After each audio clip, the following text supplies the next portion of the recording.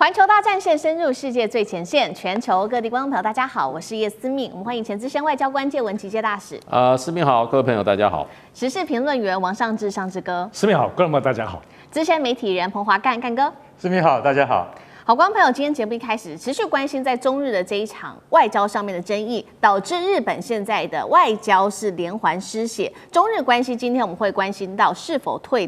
倒退了50年，日中关系正式的走向冷战吗？好，今天的3个火线话题，我们也请来宾来帮我们做解答的。第一个，我们来看到中国大陆于是决定呢，把他们的熊猫全面的撤出日本了。日本是否倒退了50年跟中国大陆的关系呢？因为现在也没有熊猫可以看了，中日关系是否加速往冷战的方向前进？第二件事情来关心，北京终于是有了大动作，在政治立场上面罕见的制裁了日本的军事高层，而台湾问题是不是真的是已经画出了红线？最后我们来看到是中东国家现在则是选择站队了，2个关键的国家，今天看到的是沙烏地阿拉伯跟约旦。在此刻，非常具有争议点的时刻呢，决定站队中国大陆。日本还有多少的外交空间呢？今天就这些议题，我们会一起的来做关心。好，我们来看到今年日本年度票选这个汉字的结果，不是象征通膨的这个稻米的米这个字，也不是高物价的高。日本人选出的字是熊，表面上好像是因为近期呢熊害频传，而且山林失序，但是现在专家也做解读，现在日本人内心最深层的恐惧，恐怕就是中国大陆的大熊猫正式的要全面离开日本了。还记得吗？当时在上野动物园去年9月的时候，已经返还了2只的旅日猫熊，仅存的猫熊，我们来看到的是双胞胎，是已经还了。仅存的2个双胞胎，包括了小小跟雷雷，更将确定在明年的1月份就会提早的回到中国大陆了。那如果真的成真的话，就是1972年中日建交以来，日本第一次是完全没有熊猫在国内的。香香可以创造的商机达到267亿日元，这么多，而双胞胎则是可以创造大约308亿的一个经济效益。结果现在却是因为一句话，台湾有事高市说的，导致呢他的战略误判，让熊猫的外交也断线了。中日关系被解读是否往冷战的方向全面推进呢？所以节目一开始要请教尚志哥怎么看？其实有些人最近都认为说，是不是中日的这个对抗的这个紧张关系有一点点缓和？其实没有哦。其实现在以中国大陆来讲，这个施压是更精准的。从先前我们都知道的国际的政治外交，包括到这种很多的强力的这种对话，包括很多的这种狠话，然后再来就是经贸产业、观光啊，所有的种种一路下来。那现在这个熊猫，大家觉得啊，熊猫不继续借了，明年1月就没有熊猫。各位，这是心理战，让人再度清楚地感受到中国大陆的精准打击这件事情，其实是比想象中的更惊人。什么意思呢？最近的日本的民调对于有关于高市早苗这番话，中日关系的紧张，超过60%的民众是感觉到不安哦。所以这个不安来讲，已经慢慢蔓延在这个社会了，而且。民众在社会当中会感觉到，因为观光客少了非常非常多人哈，过去大陆观光客的比重非常高，然后呢，经济上当中这些店家，你要知道，一家店家没有大陆观光客，他的所有的亲戚可都会知道啊，所以这种扩散性，好，现在扩散到熊猫什么意思呢？未来全日本的小孩都知道高市早苗的这番话所产生的中日关系的影响，所以这一波的从原来的政治外交到高层面经济产业，到现在对于社会心理的部分的压力，乃至到一般民众到最后小孩，这个部分是中国大陆直接在进行的。而且我们必须得说中国大陆现在在政治外交当中定调的部分，已经不再是你讲错话，而是你历史轴线当中这个军国主义的复苏这件事情，这句话不是一句话哦，不是只是社会而已，是整个问题是定调在历史。高市早苗现在是中日在2次大战之后历史的一个重要枢纽或者一个重大的罪人，潜台词是这样子。所以再加上经贸的部分观光，我们都知道，现在中国大陆是3月底之前所有的部分全部消停，包括航空公司，包括所有的旅行团。意思就是说，不管是今年跨年、春节，乃至到3月所谓的赏樱花季，全部都会受到影响。所以这一波打击下来会打击到一个点上，所以我们刚才讲，现在社会舆论可不只是骂而已，熊猫看不到这件事情的感受其实将会非常大。日本非常非常爱熊猫，日本对于熊猫的痴迷应该是全世界第1名啊，很难想象的。所以我们现在来看，还有包括最近以及待会会讨论到的有关于这个言情嘛，把它开始有个日本人当中个前右翼的军人当中很重要的人士说他是台独的相关者，日本人变成台独黑名单，这也是空前的。因为要知道，岩崎茂先前是高市早苗今年4月来台湾的时候，其实见赖清德的岩崎茂可是在现场，所以这里头有点就是敲山震虎的味道。所以这方面全面的影响性的扩大，我觉得中国大陆有备而来，这所有的招数都不是虚招，而且开始现在说你高市早苗是军国主义的这个的这个鬼魂又要重新起来，但是现在另外东西还没有扣上是什么？台独。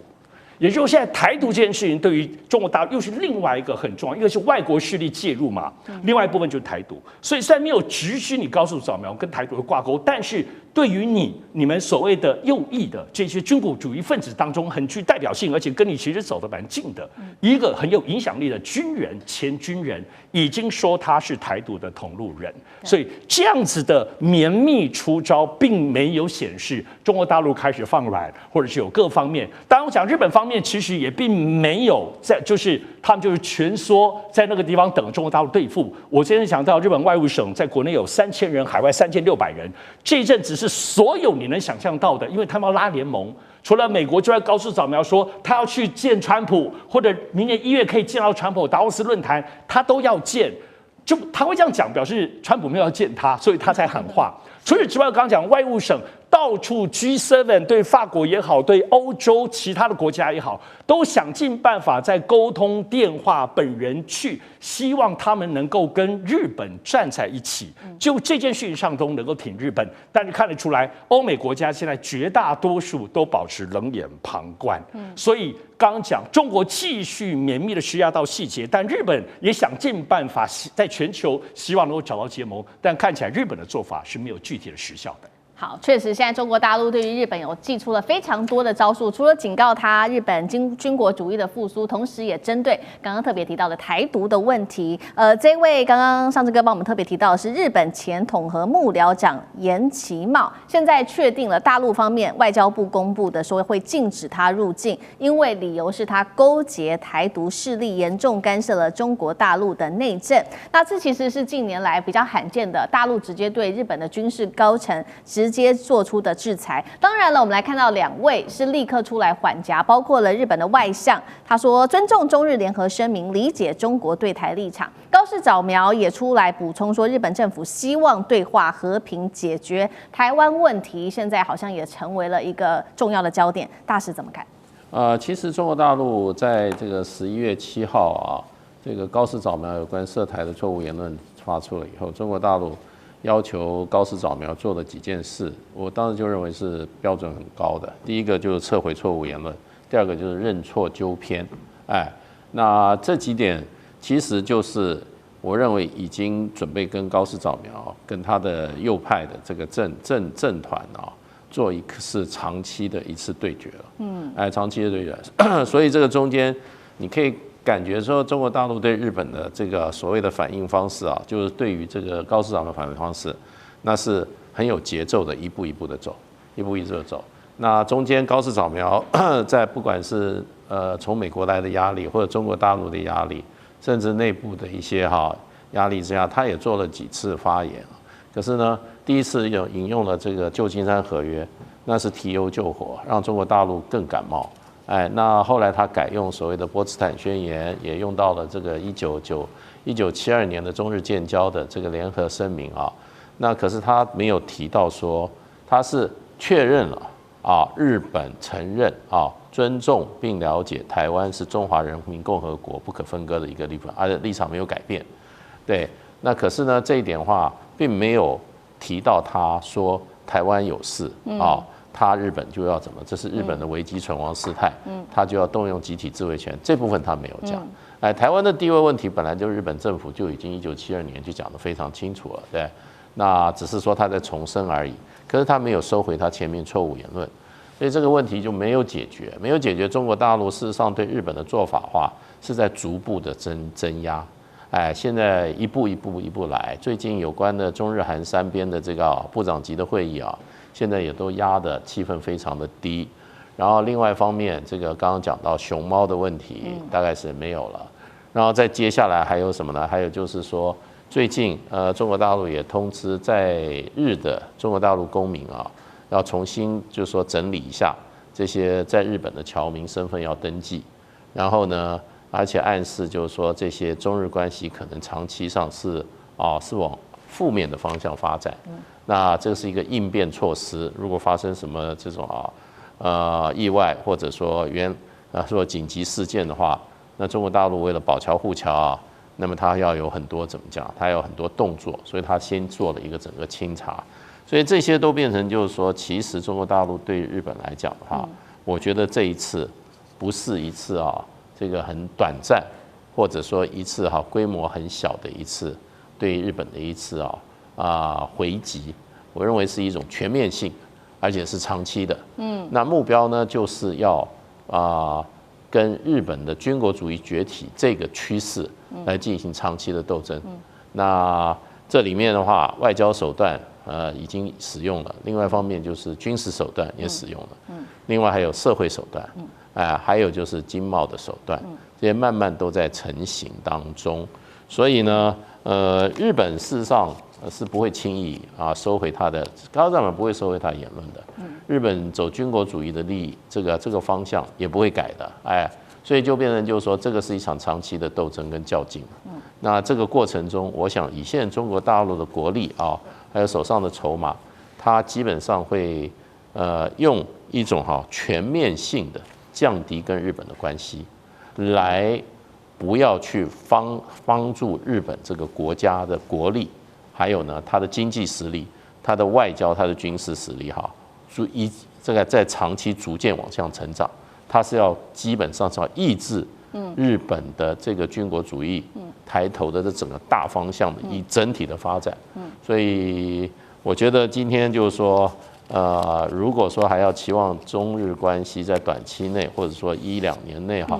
会恢复到这个高市早苗发言前的那个状态。那是不切实际的，所以我觉得这个中国大陆已经化被动为主动了。那中日关系将来如果要能够回升的话，那就要看日本方面能够做出什么样的积极的动作了。好，中日关系现在看起来很可能是朝长期对抗的方向去走。不过，那其他国际社会，包括中日之间的盟友怎么反应呢？我们看到大国美国方面是冷眼旁观，那倒是中国大陆，我们看到是多了2个新朋友。这个是中东现在决定要来做表态支持大陆。2个国家，第一个是沙烏地阿拉伯，他们说坚持一中，反对外部干涉。第2个国家是约旦，外交部也表态了，台湾是中国不可分割的一部分。反观日本现在是不是逐渐的受到孤立？现在高市早苗有来自于内部的压力，也有来自于外部的压力，能撑得住吗？干哥怎么看？那个王毅他在12日到16日他就分别到3个国家：约旦、沙烏地阿拉伯还有卡达。他去这3个国家就是你看，来高市你看一看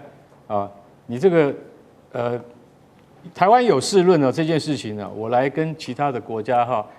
让他们讲2句话来给你听听看，所以这是一种外交的一种策略，一种手腕虽然远在中东，可是我可以告诉你，这些国家一向都跟日本关系很密切，对，都很友好的。那我现在去跟沙烏地阿拉伯的王储来说说话，然后去约旦找国王阿卜杜拉2世也讲一讲，然后他马上发表，台湾是中国不可分割的一部分。警告你，为什么？你的盟邦，你日本的盟邦都已经表态了，所以这件事情你必须要表态。很简单那其实东京大学的那个学者上古智子，他就讲的非常非常的，他讲很传神，你知道吗？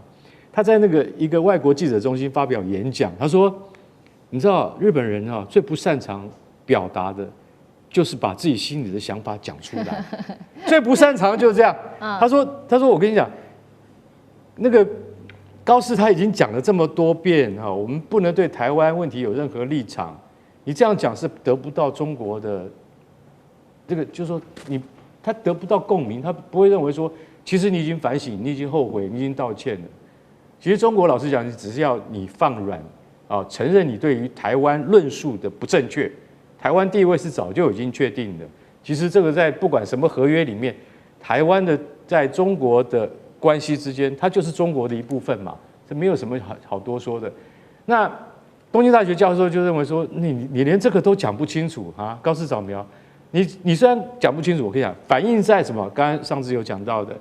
国内民意调查6成6开始担心哦，中日关系现在很紧张哦，对不对？可是另外一个问题问下去哈，你就会觉得很妙。另外一个问题是，请问那个首相他的对于这个台湾的啊，或者是说日本的存亡危机事态啊，你的看法认为他的发言对不对？57%的民众就说对，高市这样讲是对的。为什么？因为如果我们有受到这个日本本身有受到那个不可预期的侵害的话，或是危机事态的话，出动自卫队是应当的。所以你看，日本就是他开始就是一个非常矛盾的民族，你知道吗？对啊，你怕不怕跟中国处不好啊？怕，6成6怕。然后，但是高市早苗有没有讲错？没有。那你奇怪了，这是一个矛盾的民族，他们是几千年来都这么矛盾，但他们从来不敢讲出他们心中的话。所以学者认为是说，你就是不管是民间或是官方，都缺乏论述的能力。在这个情况之下，高市早苗的苦日子还要很长一段时间。为什么？因为他始终没有讲清楚，而且他也不可能再跟你讲清楚了，他只能够维持他现在原来的理论基础。可是说一句实在话，中国远远不只是要这样而已。你一天不讲清楚，那外交降等，还有冷处理，还有关系的继续的淡化，是一定会将来会影响到经贸，不是只有熊猫而已啊。大猫熊，我跟你讲，现在只剩下2只，对不对？然后明年1月就要还给大陆了，然后大陆第一次不再出借熊猫给日本。其实老实讲一句，这是很严重的一件事情。为什么？因为小朋友再也看不到了。每年有300亿日元的产值，现在如果没有这个产值，最重要的是就是说，对于日本的教育跟小朋友未来的期待都有很大的伤害。其实有多面向的影响，这是我觉得高市早苗应该好好考虑的。好，谢谢干哥。那我们休息一下，马上回来。地缘政治、美中之争、战略价值、强权崛起、小国生存。现在与未来，洞悉事件走向，掌握世界脉动，全球观点尽在环球大战线。好，接下来我们持续关心到的是中日之间的争议，现在也持续扩大到整个第一岛链了。尤其是在美国的主导之下，我们要看到日本跟菲律宾也结合起来，一起来对抗中国大陆吗？这时候台湾是否也被逼着要上前线？等一下就这些议题，我们会一起做关心。今天3个火线话题，我们会一起请来宾来帮我们做解答。第一个，菲律宾这时候硬闯了鲜冰礁，那大陆则是出动它的水炮跟它的照明灯，这是有计划性的对撞吗？第二件事情是刚刚特别提到的，在第一岛链这边，美国呢现在在这边做了非常非常严密的军事部署，美日菲做了一个反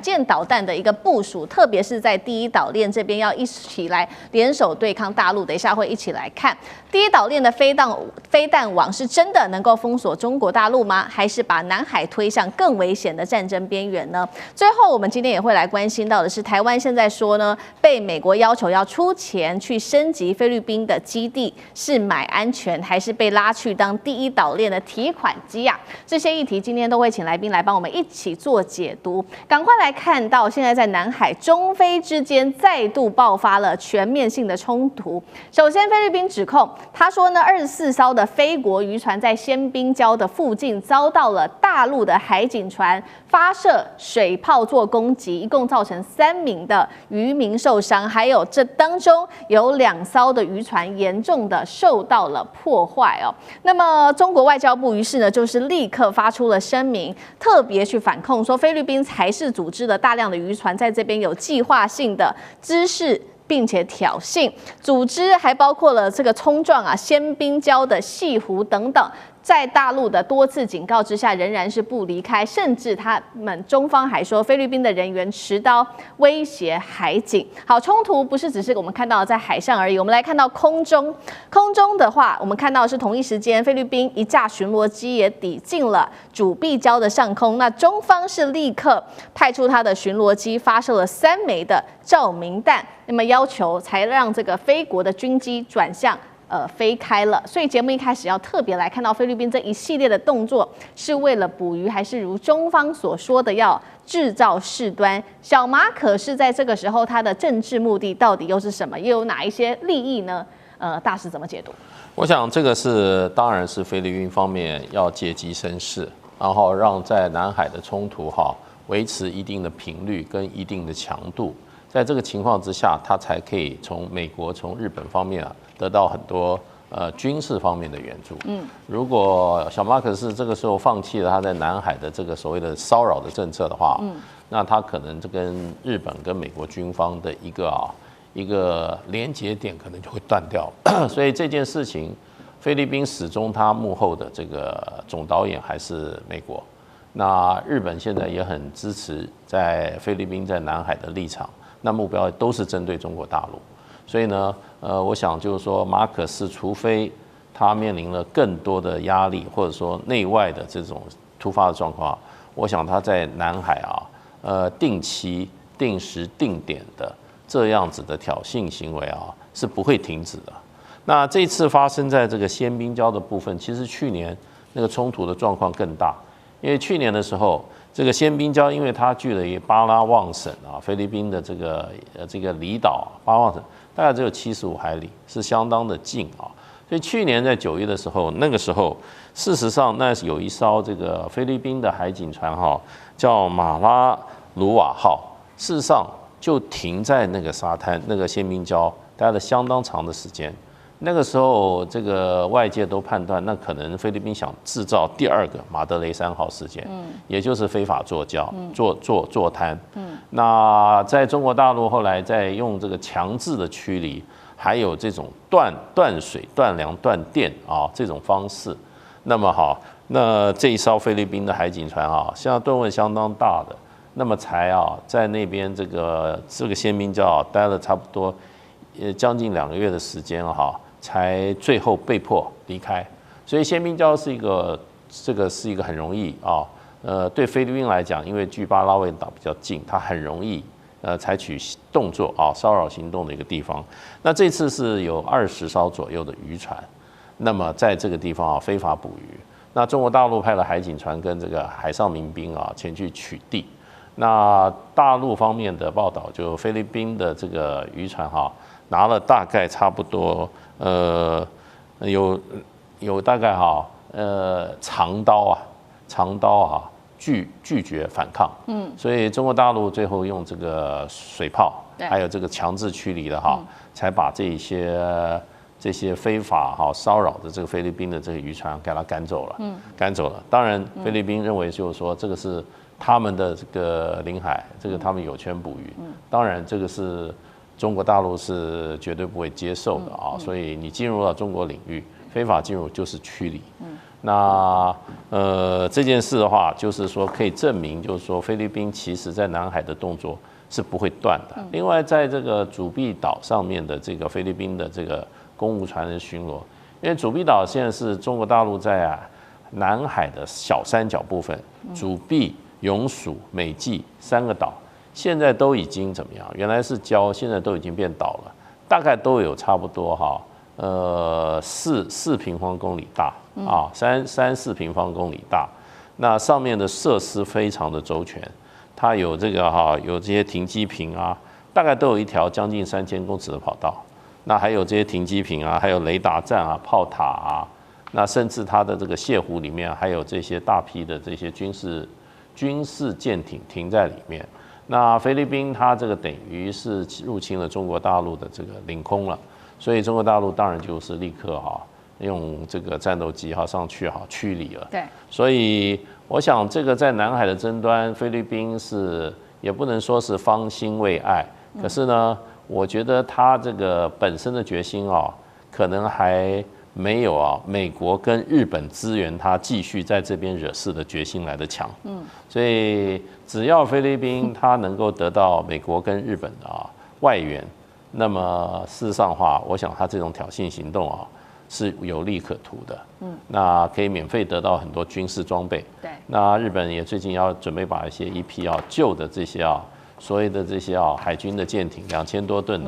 也都要提供给菲律宾。所以这个原因是因为菲律宾在南海一直跟中国大陆来进行对抗，那跟日本有共同的战略目标。所以只要他这个南海政策做这种骚扰，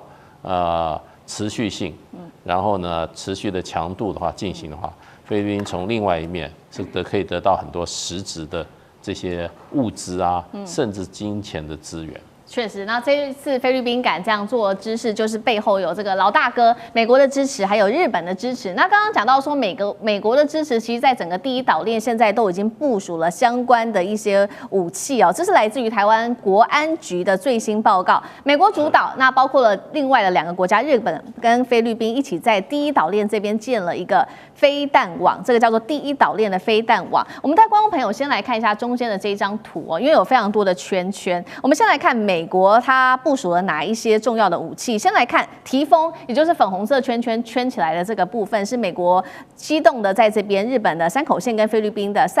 三苗这边来部署的提风中程飞弹。再来看到蓝色的圈圈圈起来的部分，则是美国在这边部署的反舰飞弹系统。那刚刚讲了嘛，除了美国之外，还有日本跟菲律宾也部署了他们的相关武器。日本我们看到红色的圈圈圈起来的是在九州北海道部署它的岛屿防弹滑翔弹。那再来就是绿色的部分是菲律宾规划的它的布拉莫斯反舰飞弹，射程290公里。第一岛链就是要把大陆给封锁住吗？解放军在这边也有它的，包括在南海的山东福建号，会带来多大的威胁？上志哥怎么看？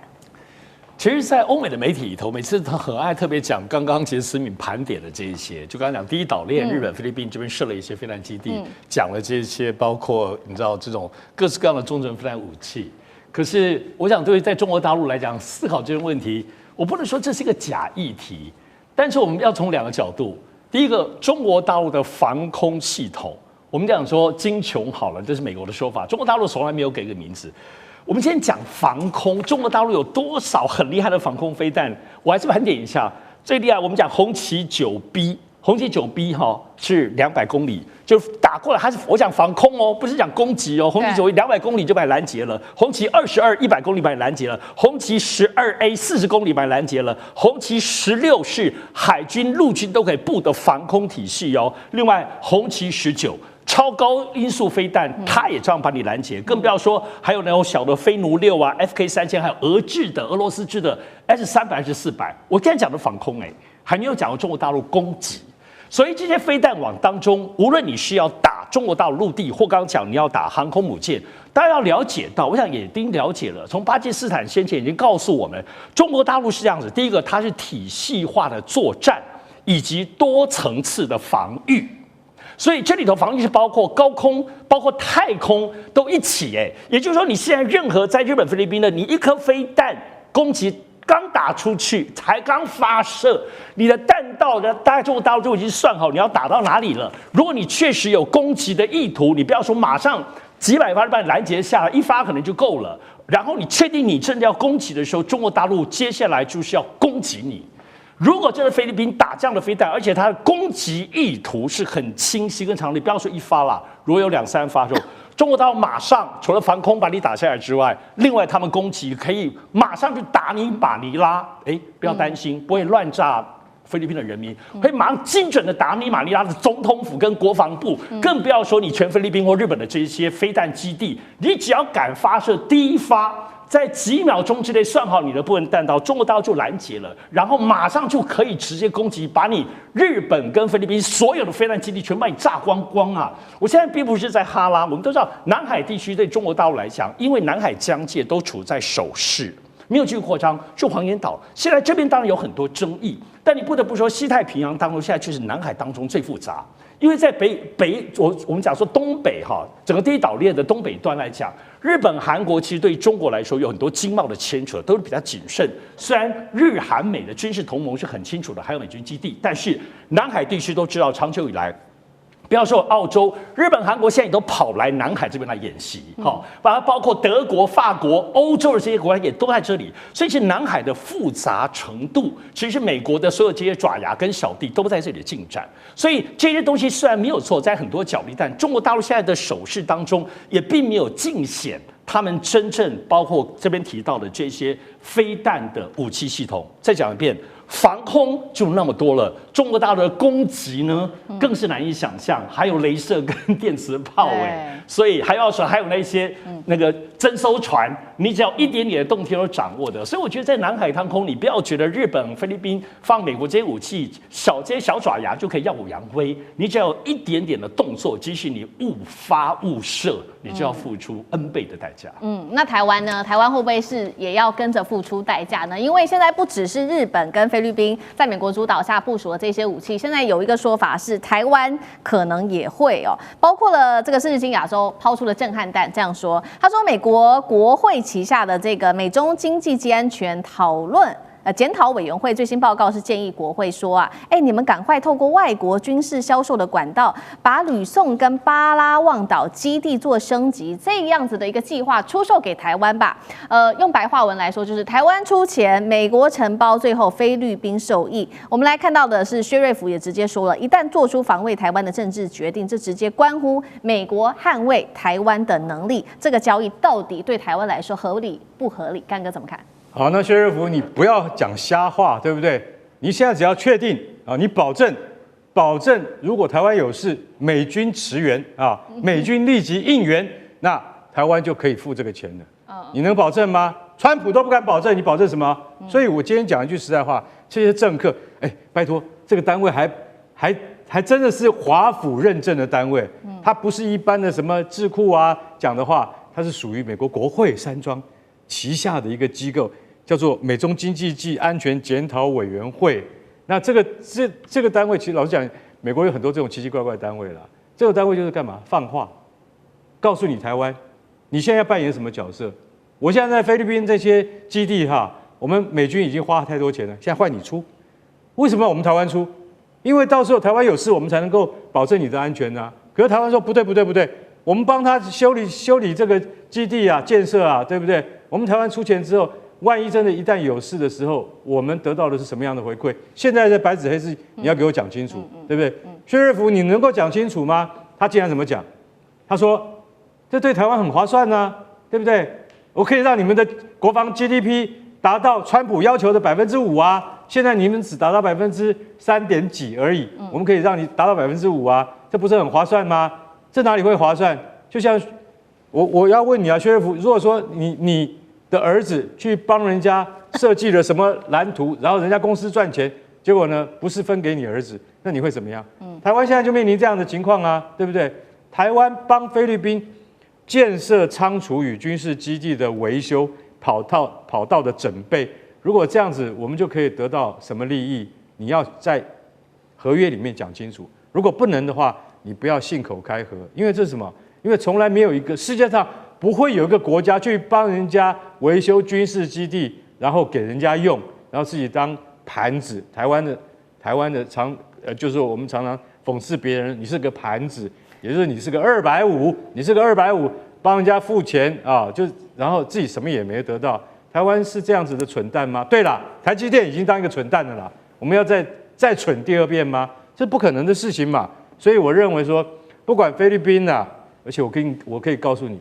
你帮菲律宾是没有用的，因为这个国家你帮他再多，到最后还是给你搞坏、搞烂。为什么？因为他们连维修都不会，是不是？菲律宾的美军基地都是美军自己要出钱去维修的，菲律宾人不会帮你爱惜的，更何况是台湾的资金。所以不要再痴人说梦了。好，谢谢干哥。那我们休息一下，马上回来。地缘政治、美中之争、战略价值、强权崛起。小国生存，现在与未来，洞悉事件走向，掌握世界脉动，全球观点尽在环球大战线。好，接下来我们会关心到是美国经济出事嘛？因为这是美国自己内部的经济学家做的事情。他说，2026年经济衰退几率高达40%。另一方面，这个是确实存在的是，今年统计到11月为止哦，117万员工被裁员，而且现在股市可能也会面临危机吗？等一下我们会一起来看是否拖垮美国的经济。好，今天先来看到的是，我们来看到川普到现在上任已经1年的时间了，美国经济衰退的疑虑是越来越高，现在来到了最高点。因为呢，来自于彭博的经济学家这边也做了一个分析，川普就职前，大家认为说美国经济衰退的几率是20%，没有想到真的在上任了之后，大家这个经济学家就预估了，这个美国经济衰退的几率可能高达40%，穆迪更是认为明年经济衰退啊，到达了42%，而现在看到的为什么经济会衰退，有列出了3个原因，包括了现在担心的 AI 泡沫，还有年轻世代他们真的是没有办法很快速的找到工作，这些入门级的工作几乎都消失了，而且白领的职缺也越来越少，加速了中产阶级的焦虑，而且美国的就业市场现在进入了一个新阶段，这个阶段叫做永久性的裁员时代。什么意思呢？因为过去在美国做裁员的时候，通常是一波一波的这种大量的裁员，但是现在变成说不像过去这种大规模的裁员是比较频繁，但是比较小规模的，一次可能裁员人数50人以下之类的。但是因为是这样一波一波而且频繁的，才会让中产阶级非常的不安。而且这边做了一个统计，光是前11个月，美国裁员人数竟然高达了117万人，这个年增幅啊暴增到54%。光是11月份裁掉了7.1万人，哪个行业受到影响最大呢？就是科技业，因为现在引入了 AI 的使用，所以科技业现在可以说是压力最大的。好，所以节目一开始特别请教大使怎么看了？当 AI 取代了白领，还有永久性的裁员变成美国的常态之后，中产阶级还敢消费吗？大使怎么看经济？对，现在中产阶级第一个消费能力减低了，因为美国通膨事实上的话，在很多特定的区域是相当的严重啊。那而且它这个通膨的这个品项也是都不一样。不过整体来讲的话，美国的通膨问题并没有说完全的解除啊。那不过就是说，很多经济这个学者的报告，其实美国今年的经济啊，1到4月基本上它是一种所谓滚动式的下滑。那前4个月经济不好，可是呢，其他的数据显示，从4月底开始以后，一直到目前美国的经济基本上它是一个滚动式的在复苏。那当然，2026年是另外一个情况。可是呢，就是说今年大部分时间都在滚动式复苏的情况之下，从哪里看出来？主要是从金融市场，还有就是大公司它的获利跟股价这些反映出来，美国的经济事实上在复苏。可是问题呢，这种所谓的滚动的复苏并没有造成这个所谓的失业率的下降。反而造成失业率的提升，那这个就必须就是说有一点不太符合逻辑了。逻辑应该你经济好像在复苏，你这个就业人口应该往上增，反而不增反降，所以呢，这就变成就是说，很多人就讲说这可能是美国一个经济在结构性的在调整。那事实上，这个财富还有工作的性质也跟着在调整。那大家想到很自然就说，那这跟 AI 一定有关。那事实上的话，有个统计数字比较精确的。事实上的话，美国从2023年，如果说被裁掉的人员里面有7万个职务，被很明确的可以证明，它是因为 AI 的这个被使用而造成这个职务被裁掉，大概7万人。可是这里面有117万人丢掉了工作所以这个就变成就是说，可能造成这个丢掉工作最大原因是 AI，可是呢，还是有其他整个结构性的原因。那所以就变成这个是一个蛮复杂的。那这个117万被裁掉的人里面，那个产业别来说，最高这个行业就是科技业，中间有大概差不多17有15万人都是属于科技业的人。那可是别的行业是不是有被裁呢？也有，电信业、食品业、零售业、非营利组织、媒体都是裁员蛮多的。那现在就是说，你刚刚讲就是变成一种永久性的裁员时代啊，这是让很多白领阶级相当感到压力的。对，因为过去这个公司裁员都是一次很大规模的，一次裁掉6000、8000，像 Estee Lauder 最近有全世界裁掉6000人啊。他说这种模式现在渐渐没有了，就是大的公司它基本上是滚动式的在裁员，它也不宣布，它可能就在调整啊，一次50个人、60个人。可是这个随时在进行当中，它不是一种大规模的裁员，所以这个是一种新的现象。不过这种现象反而增加了，尤其白领阶级啊，他在工作上对于可能失去工作的那样子的一种心理压力，那这个可能也变成是一种常态。不过现在有一个现象就是说，那结构性就是说，在这个永久性裁员里面啊，这里面比例来讲，中小企业远高于大企业。也就是说，在这个美国的这个现在的这个产业结构里面，大企业还是能够稳定获利，它在这个雇佣员工，中小企业的压力越来越大。所以除了 AI 的因素，还有美国产业结构的调整。对，当然了，虽然美国这个整体来说的话是滚动式复苏，不过美国的经济要跟之前比越来越糟糕，越来越糟糕情况之下呢，它这个不可能会增加很多新的就业员额。那明年的话，又是预计是有41%是几率认为是衰退。那美国明年的失业人数可能会增加。那在美国的这个一向是世界经济火车头之一啊，因为全世界的这个就是说这个整个的 GDP 里面有34兆，34%美国所创造的，所以美国如果感冒的话，全世界的经济那一定会打喷嚏。好，这个是刚刚特别我们 focus 关注在美国的就业市场的部分。那刚刚也说嘛，因为 AI 的兴起，这当中受到影响比较大的是中小型企业，尤其是科技业。但是这些科技巨头呢，现在为了获利却是不择手段。我们来看到路透社的最新踢爆是美国的脸书的母公司 Meta，为了维持它庞大的广告收入，对大陆来源的这个诈骗、非法赌博广告长期睁一只眼闭一只眼。这边做了一个数据的统计 ，Meta 去年光是来自诈骗、非法赌博、色情等等违规内容的广告收入超过30亿美元，换算新台币竟然高达了900多亿元怎么看，干哥？我这件事情是我最痛恨的，你知道为什么吗？因为 Meta 作为社群平台的领头羊然后祖克伯他竟然是这样子的态度，你知道他们本来内部他们自己那个 FB 现在叫 Meta，他们里面的那个什么，就是他们的那个有一个机制可以去干嘛？可以把那种有严重诈骗的那种倾向的那个东西给抓出来，还有赌博、色情等等像这样子的广告，他们自己本身有一个机制，但是他们也要花钱去维持这样的团队那所以说，其实老实讲，他就不太愿意去做这样的事情。他认为说，我们既然是这个媒体嘛，那我们就应该要获利嘛。那乐听人应该有自己去辨别广告的这个能力在里面，而不是说要我们来先帮他当守门员。可是如果照你这样子讲的话，在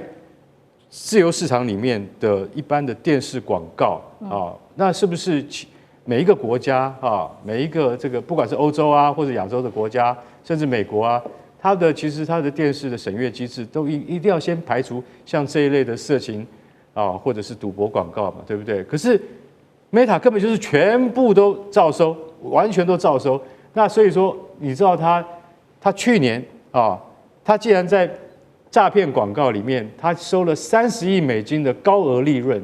但是大家要晓得，这中间有潜藏一个问题，就是说，因为其实来自中国的广告现在是 Meta 最大的收入，它一年有180亿，其中有30亿，大约20%是这样子的诈骗广告。那如果你今天要去防堵这些广告的话，就像我刚刚讲的，那你公司自己本身要有一个团队，你知道他们的团队在去年发现他们的这个防火墙的机制做得很好，他们已经非常的，就是说降低了差不多有1半以上的这种色情广告或诈骗广告。可是突然祖克伯发了一个命令说，因为我们的诚信策略，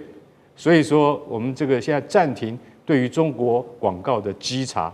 这什么意思啊？我们听不懂啊，这就有点饶舌。他的意思就是说，为了防止来自中国的广告数量下降，所以说我们的这个诚信策略暂时不对他们做太严苛的检验。那造成的结果就是什么？就是这些广告再度死灰复燃。大家要知道，受害的大部分都是什么？在美国的华人，在美国的华人的市场有多大？大家去想一想。所以这在全球都造成影响。我认为这个就是什么？社群平台他们在获利之后，完全都忘记了他们的初衷。这也是所有的像不管是 Meta 啊、Google 啊、YouTube 啊这些软体啊，在很多国家都受到厌恶、受到排斥。你知道为什么？因为他们只顾着获利，而没有想到他们对于人类社会所应该负的最起码的责任。这个责任其实是你自己企业主要负担的。所以我觉得像祖克伯这样子的企业家，你只知道获利眼前，但是将来呢，总有一天你的亲人也受到伤害的时候，你才会知道说要改弦易辙。我是觉得说像这种，它是一种很巨大的托拉斯，它会越来越大，像一个怪兽一样。可是，一般的人民、一般的老百姓，要能够分辨什么是诈骗，什么是对你有害的广告，其实不是那么容易。我觉得媒体守门人应该要负起这方面相关的责任，那也是他企业的责任。对，针对目前 Meta 的这个行为，被形容是这些大型科技业是否已经造成所谓的资本主义变形，所以造成今天这样的一个现象。但我们现在看到，除了科技业有问题之外，我们来看到华尔街投行也非常的对于美国未来的经济前景是非常的紧张的。在这个时候，他们出来示警了。明年最大的风险将是股市崩盘，直接引爆的经济衰退。特别呢，华尔街投行提到了支撑美国目前消费的250万名的超额退休族，什么意思呢？就是他们在这个疫情爆发之后赚了非常多的钱之后狂消费。现在华尔街投行就是担心说，一旦股市崩盘的话，这些人就没有办法大笔的做消费，将会重挫美国经济吗？上志哥怎么看？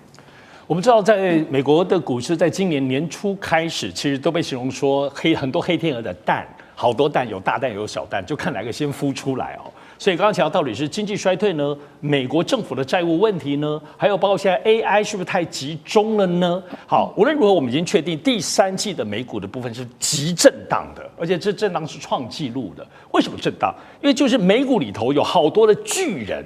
多的巨人跟空的巨人，大家真的是杀得死去活来哈，所以我们都知道，但核心为什么？核心还是因为忧虑。如果说一片荣景的话，空头没有机会的，所以这个忧虑很深。就刚刚提到的这些，包括 AI 非常集中哈，而且现在要知道还有 ETF 现在被普遍的运用，就使得这个盘跟大家动手，互相多空杀对方的武器很强。台北股市现在也是受到 ETF 很大的影响啊。好，话虽如此呢，但我们不得不说，虽然大家也有很多在外面看衰，或者是觉得美国股市危险，各位还是要了解一件事情是。各位，美国华尔街股市可不是一般啊，它不是只有美国的资金，它有全世界有穆斯林的资金，有欧洲所有有钱的资金，包括甚至中国的资金，所以全球的资金都在华尔街股市，不是那么轻易能够倒的。所以这个震荡的过程里头，其实再怎么看衰 AI， 就像我们知道有很多人 AI 就撤资了，很多大巨人不投资了哈，也都知道。然后但是呢，你说他们不投资去投资什么？其实就换手。科技类股还很强，单我们讲11月哈，这前后巴菲特就买了谁？买了 Google 的母公司 Alphabet， 大增值，他把苹果卖掉很多，所以换手。不止巴菲特索罗斯也花了好多钱进来，而且还有抄底大王，是我还蛮喜欢的那个叫 David Tepper， 我想他每次很会抄底，他就是抄英特尔，所以英特尔股价就都回来。所以我们要看的不是大环境结构没有错，股市、汇市股市、美股、美债跟汇市。但美股现在在震动，美债现在有很多的疑虑。但是我们讲美国的汇市这点，美元现在基本上美国包括联准会的部分，在降息各方面还是拿捏得很稳的。所以现在就是说，如果美国汇市有动荡的情形之下的话，连带美股跟美汇，所以大家为什么那么关注 FED 的原因在此。而且我们特别注意哦，过去美国汇市只有美元，但是因为现在虚拟币开始跟美元整合在一起里头，稳定币等等，所以让整个美国的坦白讲。讲，它的这个货币的扩散性从实体到虚拟扩大了这个技术层面，它当然也动荡更大，但某方面它也可能有更多的支撑。除了美元在吸全世界的所有货币的这个汇差之外，也透过稳定币在吸全世界的虚拟的汇差。所以美国当然有很多的风险，但千万不要小看美国华尔街拥有全世界资本的实力。好，谢谢尚志哥，我们休息一下，马上回来。地缘政治、美中之争、战略价值、强权崛起、小国生存，现在与未来洞悉事件走向，掌握世界脉动，全球观点尽在环球大战线。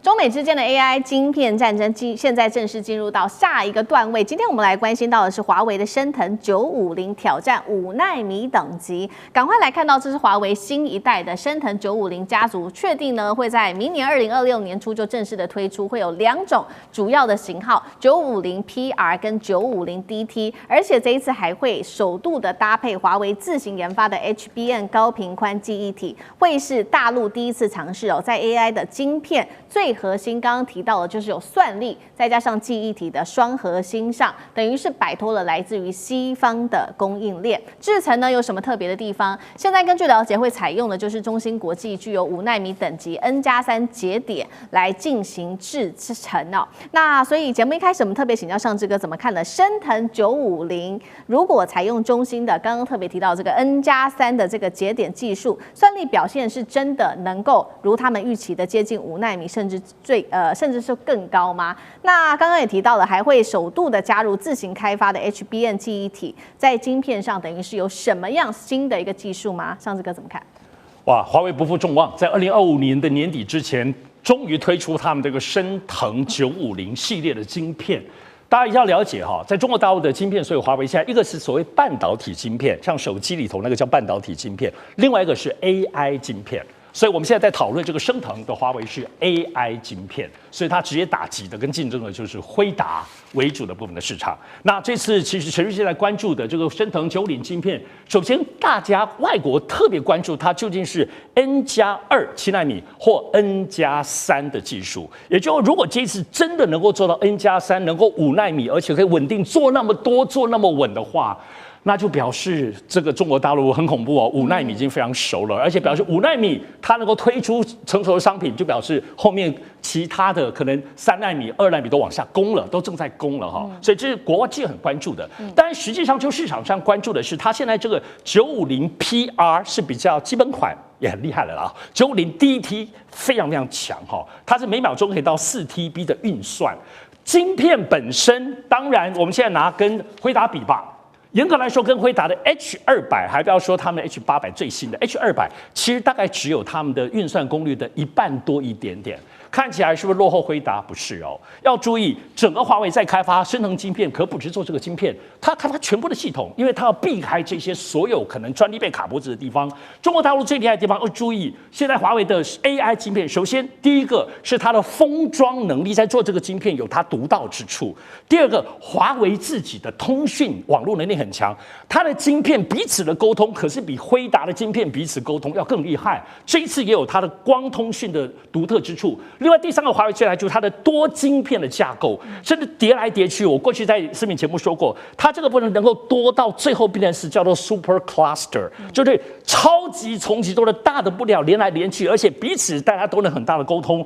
甚至它有一种叫做零渠，是它的专利技术，彼此之间还有一些特别可以存的效率渠道，是还大家不知道有多厉害。简单讲，华为的晶片虽然还是输辉达，只有 H200的1半，但它整套系统端出来，这个系统的解决方案看起来是香饽饽，而且跟辉达最后比起来，恐怕不会输哦。所以这次年底之前，华为这个 AI 晶片为什么一新耳目？国际很担心，如果你5奈米都可以做到，哇，那未来如果再继续往下走的时候，华为的晶片会厉害到哪里去呢？好，这个是华为的 AI 晶片，现在这个美国看在眼里，当然也是非常的紧张了。那所以中国大陆的政府也乘胜追击哦，这个是彭博最新披露，其实也是非常的担心，因为大陆现在考虑要推出一项